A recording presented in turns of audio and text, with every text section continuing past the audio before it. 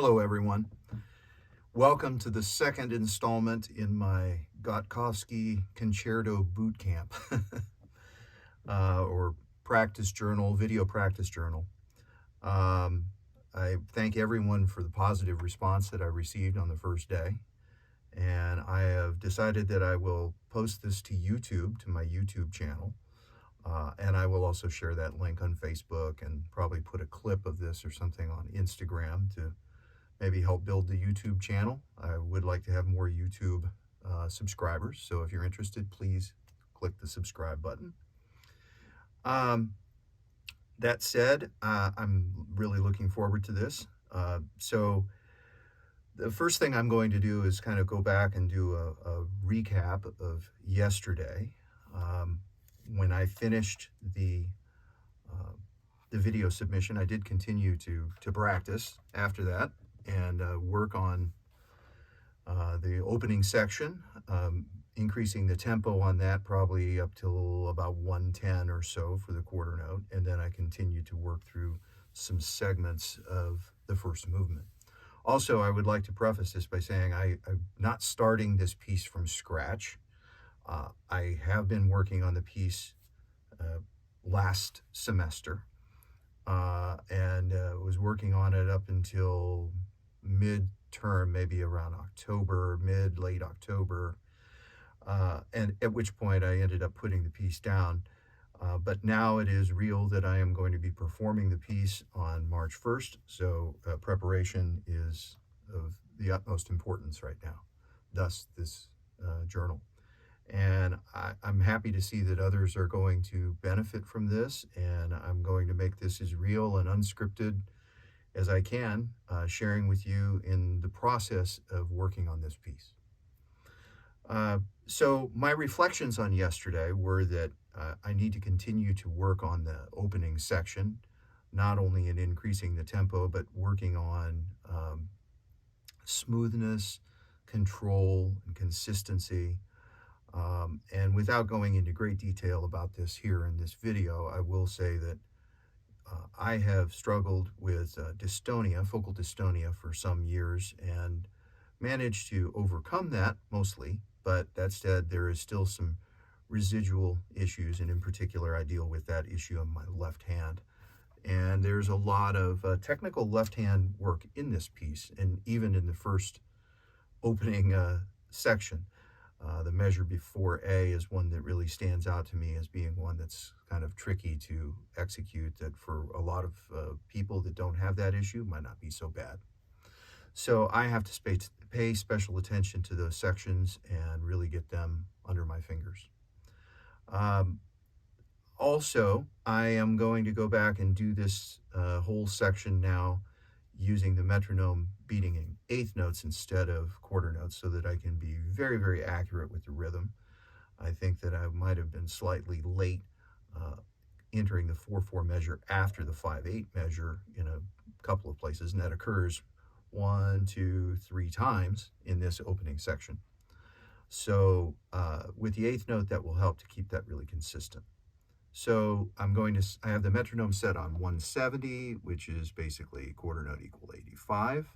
So it's a little quicker than yesterday, and let's see if I can work up from there. So starting with the eighth note, at 170.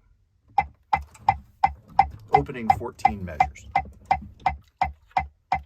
1, 2, 3. Sorry, reads a little bit unresponsive. 1, 2, 3.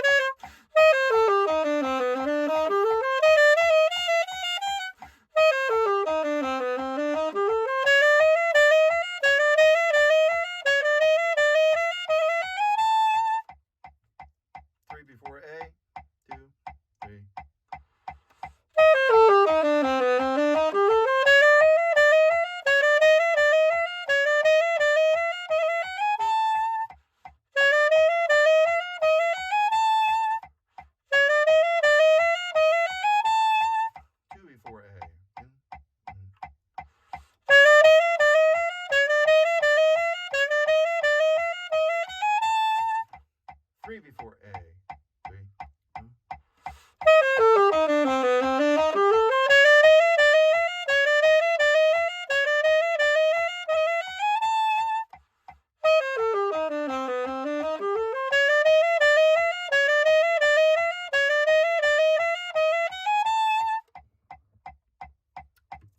4 before A. 1, 2, A.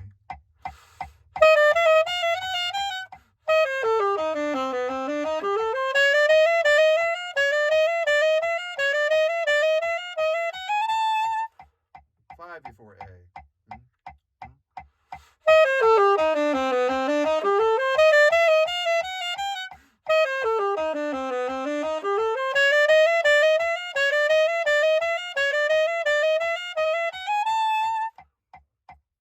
'Let me speed this up. I'm going to go up 10 clicks. So I'm eighth note at 180. 1 before A. 1, 2, 3.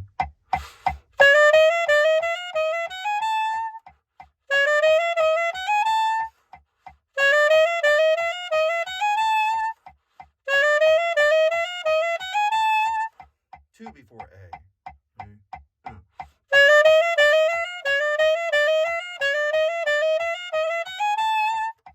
3 before A.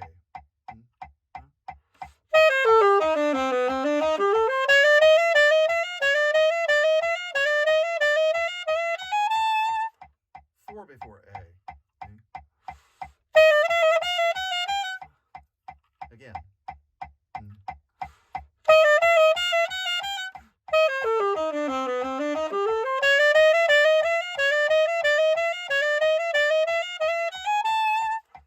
5 before A.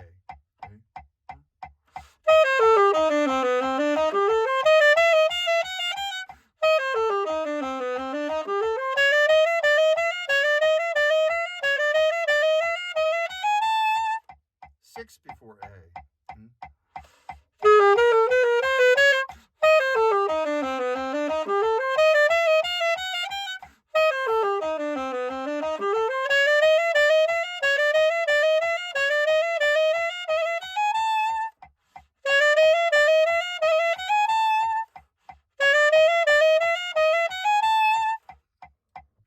'So what I notice is, for me, and this is a very special situation, I would say, it's between the last 16th note of the second beat to the downbeat of 3, the bar before A, just from a written E double flat to a C natural, so D to C, is normally not a problem, but for whatever reason, in the context of this, it's tricky, and I end up lifting the second finger.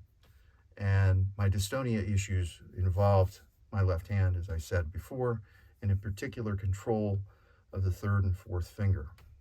When I was about 35 years old, I had no issues before that with my technique and control, and I found that these fingers would start to withdraw when I would pick up a saxophone and start playing. So sometimes left-hand execution is something I really need to concentrate on, and in particular, I have to concentrate on the upward movement of the fingers. In this case, I'm having to think about the downward movement of the second finger, and I'm making sure that I'm secure, because sometimes I end up lifting. So that's why I'm having to repeat. Also, a side note before I continue moving this up. Some of you might wonder, why did I choose this piece? I had some very good reasons for choosing the piece. When I was asked about performing with the wind ensemble, I could have chosen a very well-known piece, something like the Ibert or Glazunov, or maybe Dahl or Husa, some great concerti that have been written for saxophone and wind band. But over the past couple of years, I've been spending a fair amount of time dealing with and getting into the music of Ida Gotkovsky, and really love her writing.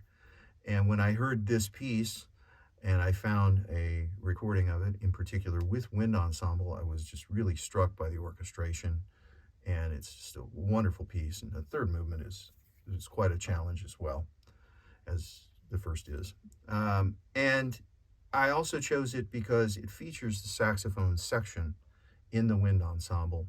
In the third movement, there's a nice choral section, And I teach at University of Houston, teach in Moore School of Music, teach saxophone there, and have a wonderful studio. And I wanted to make sure that the students at the school would be featured as well in a piece that I'm doing. So it was a lesser known piece that's really, I consider, a masterwork that also features the saxophone section, and that was important to me.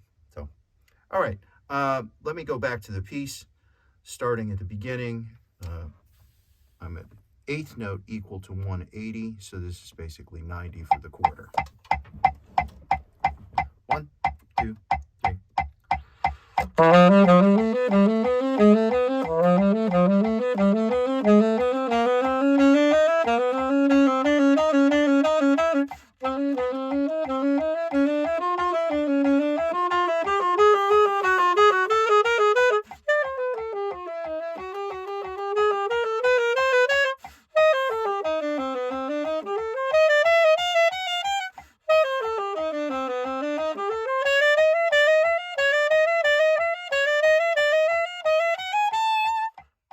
All right, moving up.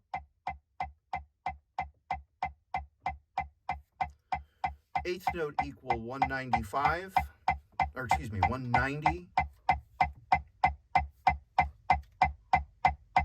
1, 2, 3.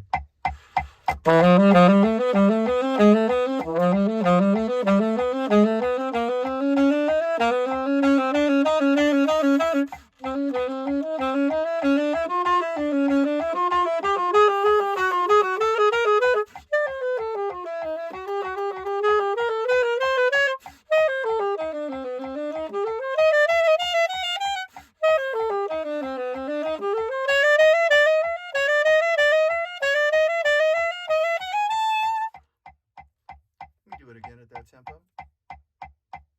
The breathing, of course, is going to be changing as I increase the tempo. I don't need to breathe as frequently. So it becomes a little bit tricky as I'm going, determining, do I need to breathe here or not?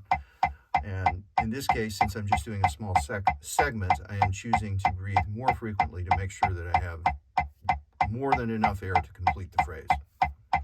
1, 2,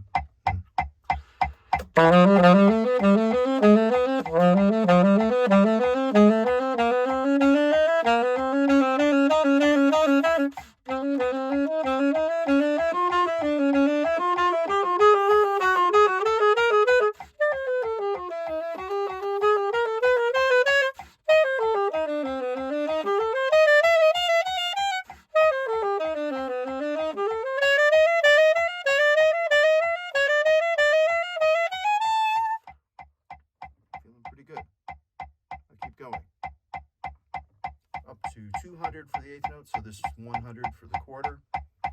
1, 2, 3.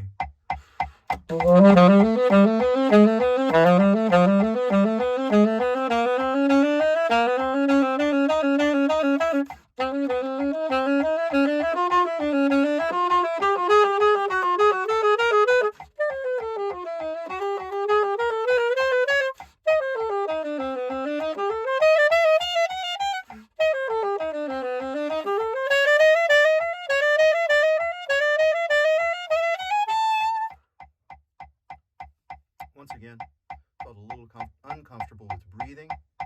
The technique is feeling pretty good. 1, 2, 3.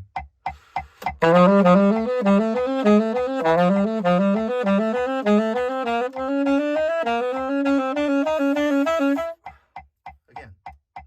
1, 2, 3.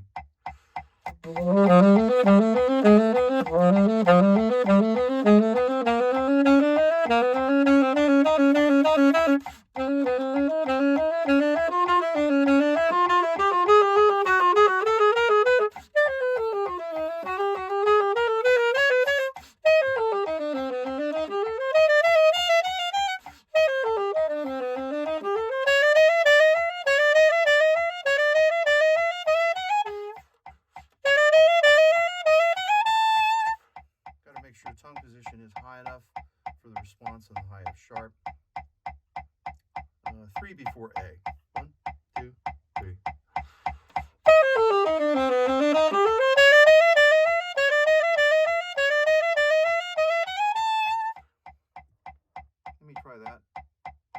segment.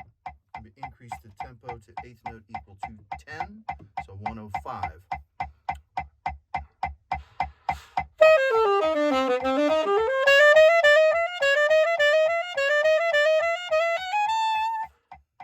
Once more, 2, 3.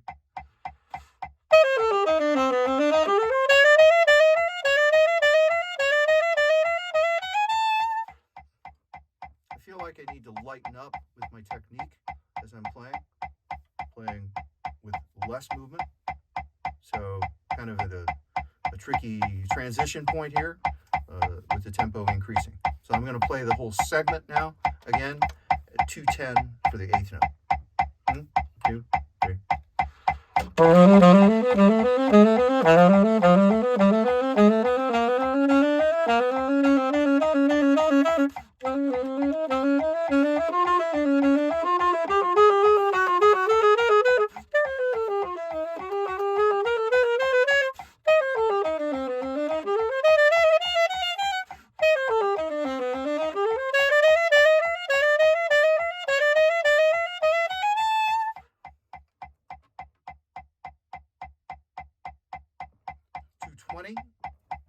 So this is 110. And again, as I mentioned yesterday, I noticed something kind of transitioning at this point. It started to feel a little bit easier to execute. So I'm hopeful. 1, 2, 3.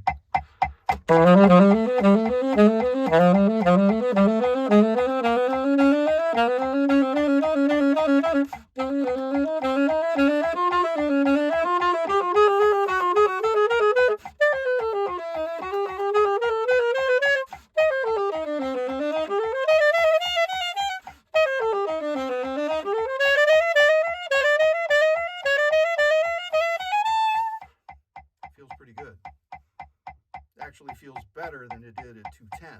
So interesting how going up in tempo, something can achieve a point where it feels a little bit more comfortable. I'm not sure if it has to do with just the flow, but I even feel like my body is relaxing a little bit when I'm hitting that tempo.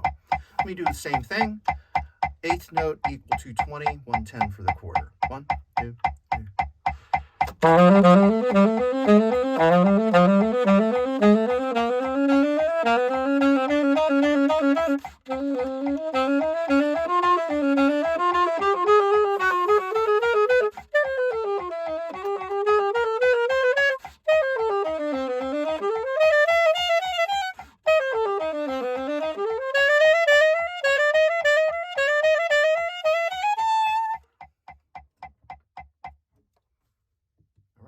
That'll be it for today. I'm going to continue practicing. Hopefully this gives you some insight, and if you enjoy what you're hearing, what you're seeing, please feel free to leave a comment, send me a DM. I've had a couple of people contact me about lessons and things like that, and if I'm able to include someone in my schedule, I'd be happy to, but I will say at the moment it's pretty full.